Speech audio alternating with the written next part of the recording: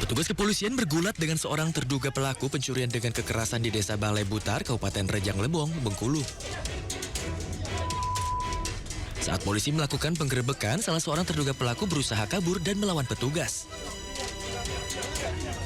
Polisi mengamankan seorang pelaku lain yang bersembunyi di dalam rumah. Pelaku kerap beraksi di wilayah kota Lubuk Linggau. Sasaran kejahatan pelaku yakni perempuan dengan modus berkenalan di media sosial, lalu diajak bertemu. Dalam melakukan aksinya, pelaku tidak segan menganiaya korban. Selain menangkap pelaku, polisi mengamankan 5 unit sepeda motor hasil curian dari berbagai jenis. Seorang pelaku telah ditetapkan sebagai tersangka, sementara satu lainnya masih dalam pemeriksaan lebih lanjut. Kasus ini ditangani Polsek Lubuk Linggau Utara. Dari Lubuk Linggau, Sumatera Selatan, Sudirman, iNews melaporkan.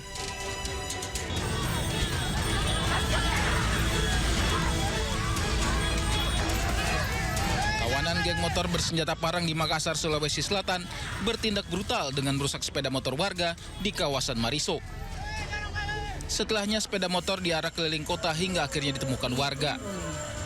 Sedangkan pemilik motor berhasil selamat usai kabur dibantu warga. Para pelaku diketahui merupakan anak di bawah umur dan berstatus pelajar.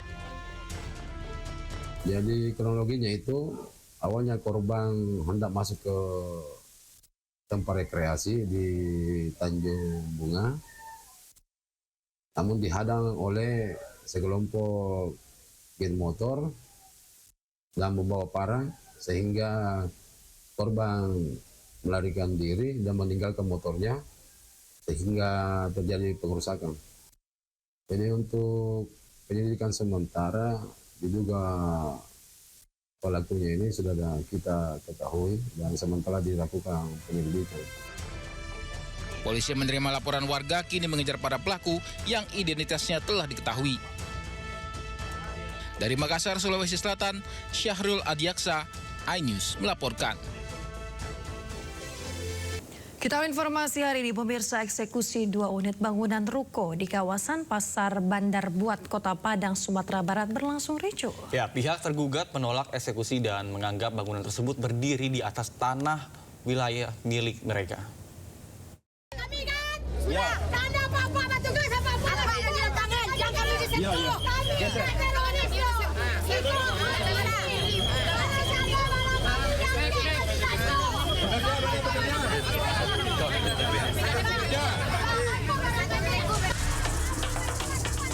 Kericuhan mewarnai eksekusi bangunan ruko di Pasar Bandar Buat, Padang, Sumatera Barat.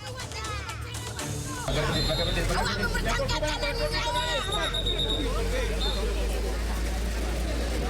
pemberitahuan sedikit pun, undang-undangnya biar surang siapa? Eksekusi bangunan ini dilakukan oleh Pengadilan Negeri Padang setelah pihak penggugat Ermawati CS menang dalam sengketa kepemilikan tanah. Namun, pihak tergugat Mairawati CS melawan eksekusi tersebut. Mereka menilai eksekusi dilaksanakan tanpa pemberitahuan dan putusan belum berkekuatan hukum tetap. Aparat keamanan melakukan pengamanan agar proses eksekusi dapat tetap berjalan. Meski diawali ketegangan, 2 unit ruko tersebut akhirnya tetap dieksekusi. Dari Padang, Sumatera Barat, Budi Sunandar, iNews melaporkan. Pemirsa, aksi protes ratusan supir angkot di Kota Bogor, Jawa Barat berlangsung ricuh. Ya, masa menutup jalan utama sistem satu arah depan Istana Bogor.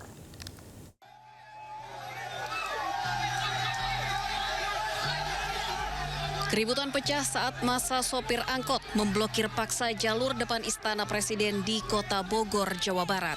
Masa terlibat keributan dengan polisi.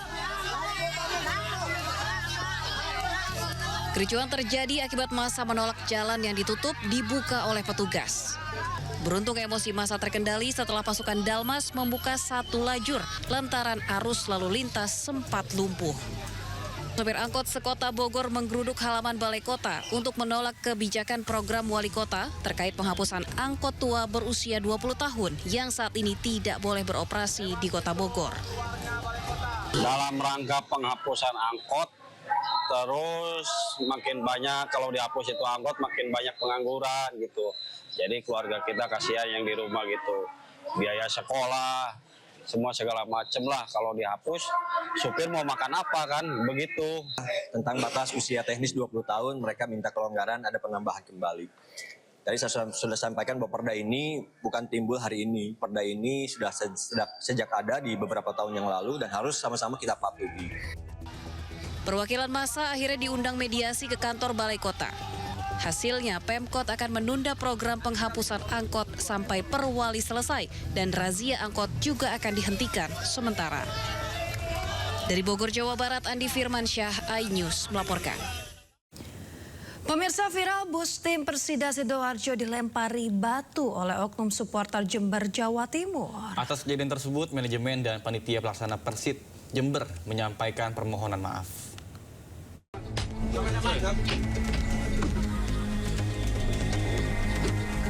Inilah situasi di dalam bus Persida Sidoarjo saat terjadi insiden pelemparan batu sesaat setelah keluar dari Stadion Jember Sport Garden, Jember, Jawa Timur.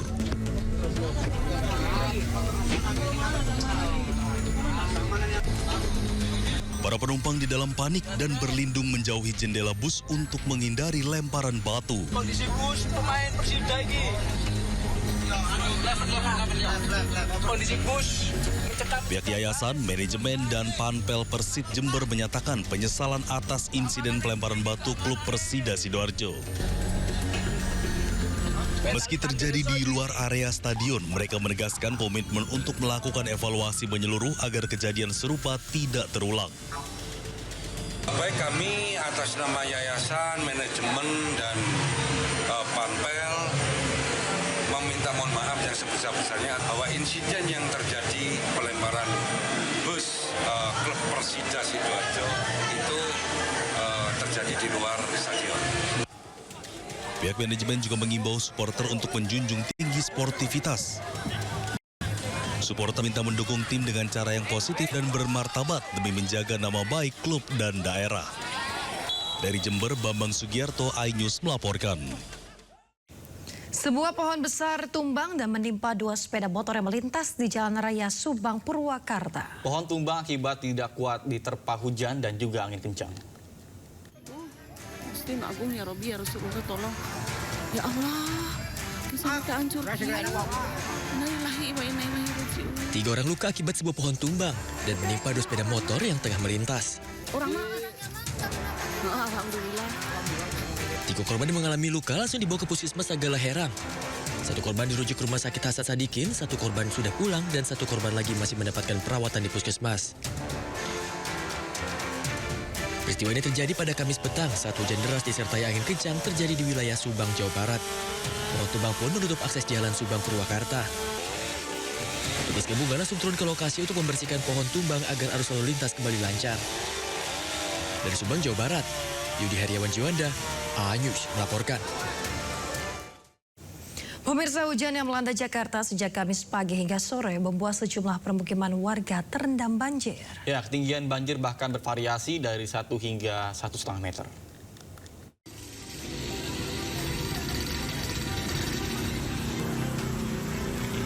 Banjir di permukiman warga Kapuk Muara, Penjaringan, Jakarta Utara semakin bertambah ketinggiannya hingga Kamis malam. Banjir yang terjadi sejak Kamis pagi ini juga meluas, yang sebelumnya hanya merendam 1 RW, kini meluas ke 6 RW. Banjir diperparah dengan meluapnya Kali Cagak serta pasangnya air laut, sehingga ketinggian air mencapai 50 hingga 80 cm pada titik terdalamnya. Warga yang akan melakukan aktivitasnya di malam hari terpaksa menerjang banjir hingga sepeda motornya mengalami mati mesin.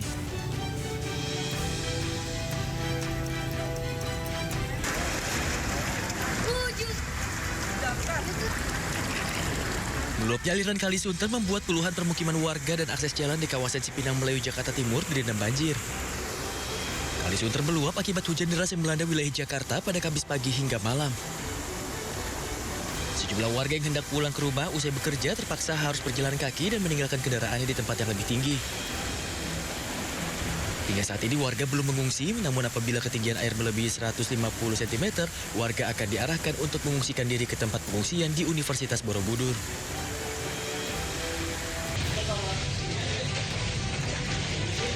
Sementara itu di Cengkareng, Jakarta Barat, meluapnya air di Kali Angke memperparah banjir hingga merendam ratusan rumah warga. Hingga Kamis malam, banjir di permukiman warga mencapai 1,5 meter. Setidaknya sebanyak 300 rumah warga di 3 RT di Gang Pribadi, Cengkareng, Jakarta Barat terdampak banjir. Ketinggian banjir di lokasi bervariasi, mulai dari 60 cm hingga 1,5 meter. Warga berharap agar pemerintah setempat segera menyalurkan bantuan berupa makanan hingga perlengkapan anak. Dari Jakarta, Tim Liputan, A-News melaporkan. Pemirsa, banjir yang sempat surut di Kompleks Perubahan Pondok Karya, Mampang Perapatan, Jakarta Selatan kembali merendam permukiman warga pada pukul 1 dini hari. Ya, ketinggian air terdalam mencapai 60 cm. Kompleks perumahan Pondok Karya di Jalan Mampang Perapatan, Jakarta Selatan, Jumat dini hari kembali terendam banjir. Curah hujan tinggi serta derasnya aliran sungai Ciliwung menyebabkan banjir kembali merendam kawasan ini. Sebanyak 9 rukun tetangga di rukun warga 4 terdampak dengan ketinggian air hingga 60 cm. Bahkan hingga dengan saat ini belum ada warga yang mengungsi dan memilih bertahan di rumahnya masing-masing. Petugas BPBD DKI Jakarta bersama dengan kepolisian masih memantau debit air dan berkoordinasi dengan pihak-pihak terkait.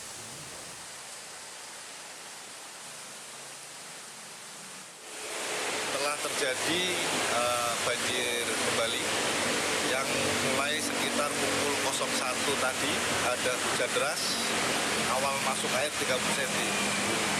Sekitar pukul 01.45 dikarenakan hujannya sangat lebat, kondisi air saat ini naik menjadi kurang lebih 60 cm yang terdalam. Pemirsa, hujan deras yang terus mengguyur wilayah Kota Tangerang menyebabkan sejumlah wilayah terendam banjir.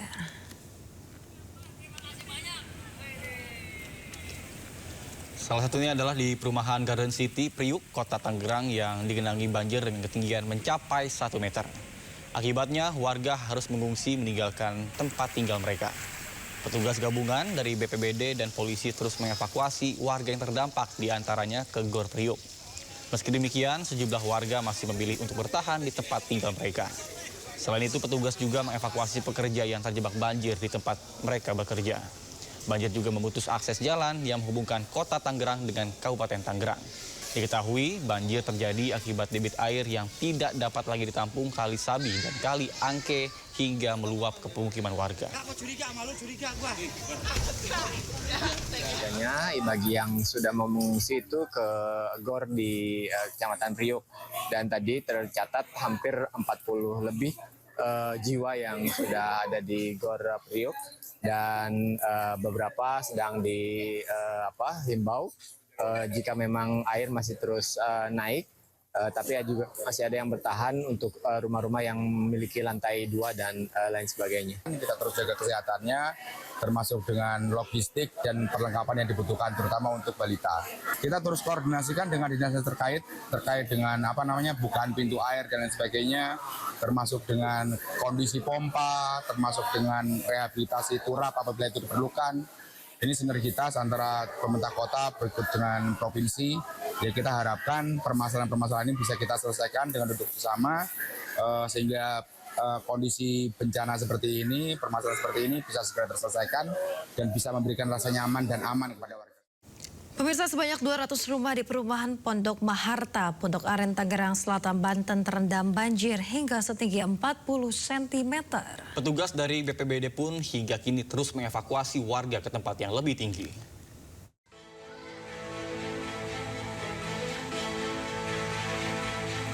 Banjir yang berendam perumahan Pondok Maharta, Pondok Aren, Tangerang Selatan, Banten kian meluas. Hingga Jumat dini hari, sebanyak 200 rumah terendam banjir hingga setinggi 40 cm. Selain intensitas curah hujan yang tinggi, banjir di perumahan Pondok Maharta disebabkan karena meluapnya anak Kali Angke serta kiriman dari wilayah hulu. Satgas Tim Reaksi Cepat BPBD Tangerang Selatan terus mengevakuasi warga ke tempat yang lebih tinggi. Ini berapa rumah, Bang, yang terdampak? Kurang lebih 200-an. 200 kali ya, kurang lebih 200. Ini banjir gini akibat apa sih? Akibat curah hujan yang cukup deras dan sebagian drainase kemungkinan ada yang masih tersumbat. Dan untuk saat ini petugas BPBD apa nih? BPBD penanganan insya Allah evakuasi korban beberapa di sebagian yang diungsikan ke balai-balai warga yang terdekat. BPBD Tangerang Selatan mencatat hingga Jumat dini hari terdapat 11 titik lokasi di 7 kecamatan yang terendam banjir. Dari Tangerang Selatan, Banten, Nunung Purnomo, A-News melaporkan. Akibat hujan yang mengguyur Bekasi, perumahan Jatibening Permai terendam banjir. Ya, air menggenangi pemukiman warga hingga ketinggian 1 meter.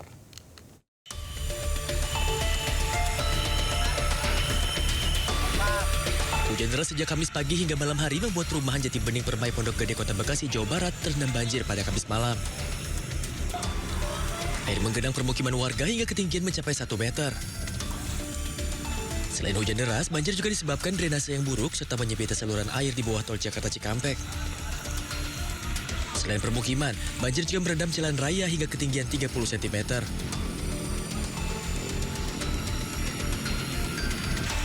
Sejumlah pengendara motor yang memaksa untuk melintas pun mengalami mati mesin. Menanggapi kejadian ini, 2 mesin pompa portable dioperasikan untuk mengurangi debit air. Selain itu, 2 perahu karet dari TNI dan BPBD Kota Bekasi disiagakan untuk mengevakuasi warga. Warga berharap agar pemerintah dapat memperbesar saluran air agar kejadian serupa ke depannya tidak terjadi lagi. Dari Bekasi, Jawa Barat, Rahmat Hidayat, A-News melaporkan. Pemirsa, data BPBD DKI Jakarta, cuaca ekstrim di Jabodetabek diperkirakan berlangsung hingga Februari. Hujan lebat diprediksi merata di hampir seluruh wilayah Jakarta. Tetapi memang BMKG kan menyampaikan bahwa hampir seluruh wilayah Indonesia termasuk Jakarta akan mengalami cuaca yang cukup ekstrim sampai dengan mungkin di bulan Februari ini. Pemantauan kami di BPBD, hampir semua wilayah Jakarta mengalami situasi yang hampir sama, kecuali agak sedikit turunan di Jakarta Pusat. Kalau yang 5 hari lalu Jakarta Pusat termasuk cukup parah, hari ini agak sedikit berkurang walaupun ada beberapa wilayahnya yang mengalami curah hujan yang cukup tinggi. Tetapi untuk Jakarta Utara, Barat, Timur, dan Selatan ini mengalami cuaca yang cukup ekstrim dengan curah hujan yang di atas rata-rata. Demikian, Mas. Pemirsa, Menteri Sekretaris Negara Prasetyo Hadi menyampaikan pemerintah pusat telah mengambil langkah taktis guna menekan intensitas curah hujan yang diprediksi akan mencapai puncaknya hingga akhir Januari 2026. Mensesnek meminta maaf pada masyarakat atas gangguan mobilitas akibat genangan air yang melanda di sejumlah wilayah di ibu kota. Pertama, sebelum saya menjawab, tentunya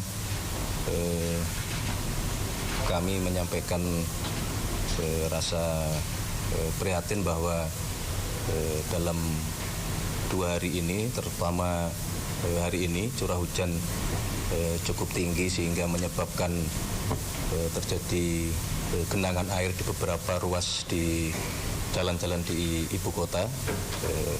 Kami menyampaikan permohonan maaf kepada seluruh masyarakat yang terdampak, dan kami telah berkoordinasi dengan pihak-pihak terkait, pemerintah Provinsi DKI, kemudian dengan BNPB, kemudian juga dengan BMKG untuk bagaimana memperkuat atau menambah operasi modifikasi cuaca yang dilaksanakan di wilayah Jabodetabek dengan harapan bisa mengurangi tingginya curah hujan yang memang ini memasuki puncak curah hujan sampai akhir bulan Januari. Pemirsa, cuaca buruk di perairan selatan Sulawesi memicu insiden pelayaran. Kapal feri KM Bonto Haru nyaris tenggelam kecelakaan setelah dihantam gelombang tinggi saat melintasi perbatasan perairan Sulawesi Selatan dan Sulawesi Tenggara.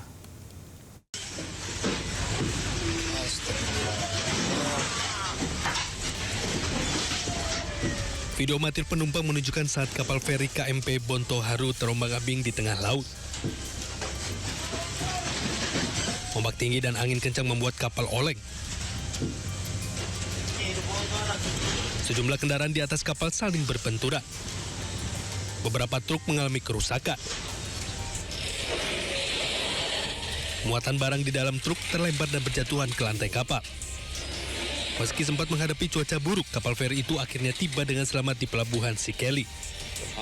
Kepala BMKG wilayah Makassar mengingatkan masyarakat, khususnya pengguna jasa transportasi laut, untuk lebih waspada terhadap cuaca buruk. Tidak ada laporan korban jiwa dalam insiden ini dan kerugian masih dalam pendataan. Tim Liputan iNews melaporkan. Pemirsa, hujan deras yang mengguyur merenggut nyawa bocah berumur 10 tahun di Makassar, Sulawesi Selatan. Ya, bocah yang diketahui sedang bermain ini terpleset dan terbawa arus di dalam gorong-gorong.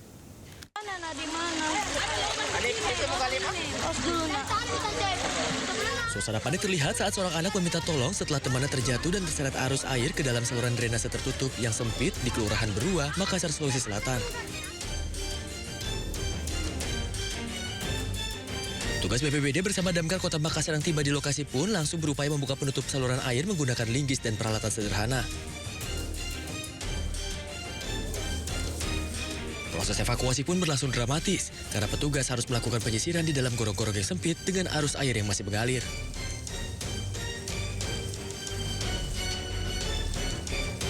Setelah pencarian selama beberapa jam, petugas akhirnya menemukan korban dalam kondisi meninggal dunia beberapa meter dari titik awal terjatuh.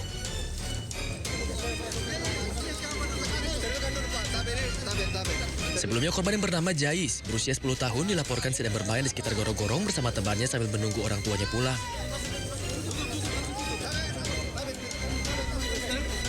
Diduga korban terpeleset saat hujan deras dan arus air meningkat sehingga terjatuh dan terseret aliran air.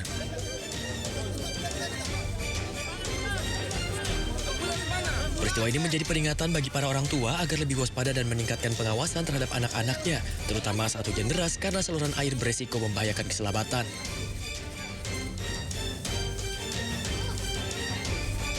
Dari Makassar, Sulawesi Selatan, Wahyu Ruslan, iNews melaporkan. Pemirsa, 2 jasad ibu dan anak balita korban terjangan air bah di Tabanan, Bali akhirnya ditemukan tim SAR dan gabungan. Kedua korban ditemukan dalam kondisi meninggal dunia.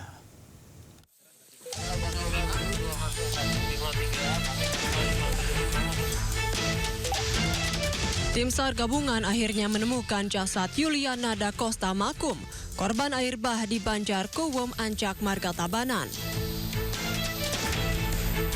Korban ditemukan Kamis siang di tepi sungai Yekge, Kediri, Tabanan. Jasad korban pertama kali ditemukan oleh seorang warga yang sedang mencari pakan ternak.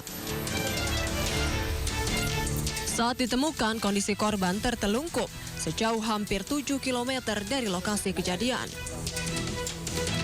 Sementara jasad Audrey Natania yang merupakan anak korban ditemukan tim gabungan Kamis pagi di pesisir pantai Batu Belik, Canggu, Kuta Utara, Badung, Bali.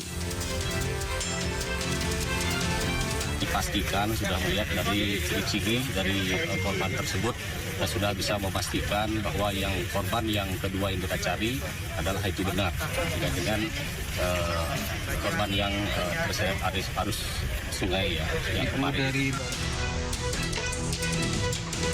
Sebelumnya, rumah yang ditempati Semi Banavanu bersama istri dan anaknya di perumahan Kuwum Asri, Marga Tabanan diterjang banjir pada Rabu dini hari.